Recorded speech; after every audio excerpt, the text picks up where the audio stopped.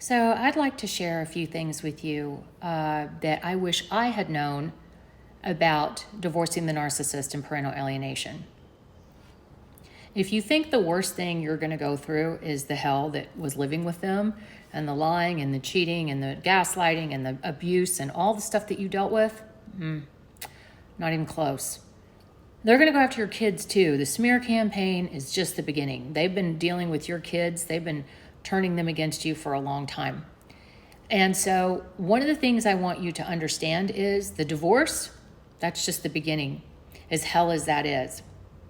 I'm going to tell you some things I wish somebody had told me. I'm going to share a little bit about what you should do during a divorce if you're going through that. And if you've already done through the divorce and you're in the parental alienation stage, I'm sorry, but there's something here for you too.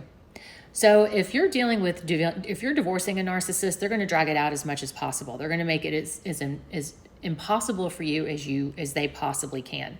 I remember the first mediation, I even said, don't go in, with something ridiculous, and he did. My attorney put the mediator on hold, and she looked at me and she said, "This makes me want to tell him to go fuck himself." It was so ridiculous because you know what you're dealing with a juvenile child. So know that going in, you're going to have to be the reasonable one. You're going to have to be the one to say, look, this is what we need to talk about. These are the things. And then even after that, there'll be court. My ex was just found in contempt of court. There will be more issues because they don't know how to emotionally regulate or not cause complete and utter chaos. So that's number one. You're going to have to take the reins on that, and don't let the attorneys take all the money, because they will. They absolutely will.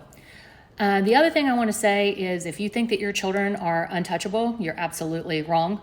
Your ex has been alienating those kids from you for a long time. I remember I'd walk back into the house because I'd forgotten something. My youngest son said to my ex-husband, "Every time mom leaves, it's not a chance for you to diss on her." And I remember the first time thinking, whoa, wait a minute. He's talking about me? Yeah, they've been talking about you.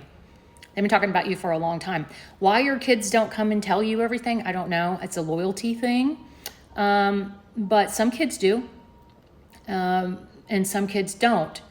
But trust me, just because your child hasn't mentioned it to you doesn't mean that it's not happening. It's absolutely happening. Another thing you need to understand, it doesn't end. It never ends. They don't know how to stop. Even when you tell them, stop, we need to co-parent, stop hurting the children, stop doing this. I know I left my ex-husband a very long voice message before my daughter's wedding, no response. Typical. They are not going to co-parent with you. They love hurting their children. They like to hurt their children. Isn't that sick? I mean, when you alienate your child from a parent, you're pretty sick, right? So know what you're dealing with here. You're dealing with sick, very, very sick and evil. There is no empathy. There is no remorse. There's no emotional maturity at all. They're going to move on very, very fast. They are going to want to replace you. I have many clients with younger children, and the narcissist is insisting that the new mom or dad be called mom or dad. It's extremely sick. They're delusional, and you have to understand what you're dealing with. You're not dealing with a normal person. You're not dealing with a normal divorce. You're dealing with someone who is all about power and control. And power and control in their world is hurting you as much as possible, doesn't give two shits about the kids, and blowing up as much chaos as they possibly can. They like it because they're sick. And unfortunately, they make our children sick. And when you get out of that and you go through counseling and coaching and therapy and prayer and just good old time so that you can go back and look and see what happened, you're going to realize how sick, really sick it is. We all say we need to write a book. I should write a book, and everybody says they should write a book. I think it's just that all of our stories are so crazy to the average person. I know when I share my story with anyone, especially in the clinical field, really these people should be in jail. The amount of chaos and harm and abuse that they cause, they should be in jail. I mean, they lie on job applications. They lie to their children. They lie to their significant others. They don't follow the divorce decrees. They try to take you back to court for things that they know that they're not going to be able to do. They lie about everything. I know when I was just recently in court, my ex-husband insisted on a court reporter, him and his attorney, and my ex-husband had said that he had video and text of me telling him I was going to take him down. So I want you to think, narcissists aren't very smart. So if I wanted to get that court reporting, thank you for recording it, thank you. If I got it and I wanted to come push to shove, there is no video. I mean, there is no voicemail and there is no text. And I might, because this is my livelihood and I'm kind of tired of dealing with that kind of thing. As long as you're speaking the truth, you can say it all day long. And you should, because you should speak the truth. Don't let the false narrative about you override the truth. Now, your kids are going to believe a false narrative about you. You might think, oh, no, I thought that. My kids and I were so close. My daughter and I used to wrestle on the floor. I used to tickle my little girl before I put her to bed. My boys and I mean, we just had fun. They're so jealous of that relationship, they have to rip it apart because they're sick. And you are trying to keep up with the relationship, so you're sick too. You're probably screaming too much. You're in reactive abuse. You might be hurting yourself because your partner is abusing you. And abuse is not pretty. Abuse is not pretty. And so your kids go, well, wait a minute, I don't want to be like that, so I'm going to align over here with that. The problem is the empathy is gone. If a mother really was sick, or a father, your children would help you, not punish you for being so. That's how you know the narrative is a false narrative and it's sick, very sick. I have clients that have been severely drug addicted, have had all kinds of financial issues and personal issues, and their kids still love them. Yeah, because they're supposed to. Yeah, they're not supposed to ignore you and annihilate you and tell false truths about you and uninvite you to things. And that's sick, trauma-induced behavior. And if you're dealing with that, I'm incredibly sorry.